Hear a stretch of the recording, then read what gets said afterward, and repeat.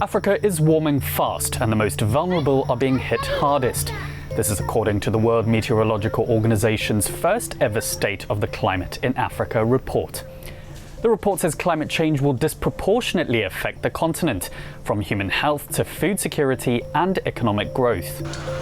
Parts of Africa have already seen an increase in heat waves, hot days and erratic rainfall patterns.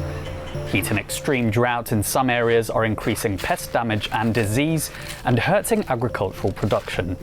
Leaders must acknowledge that we are in a crisis and start treating it as a crisis.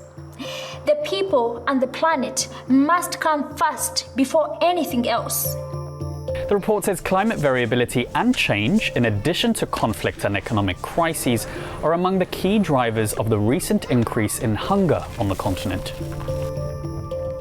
African nations are already spending between 2 and 9% of their GDP in climate adaptation and mitigation measures.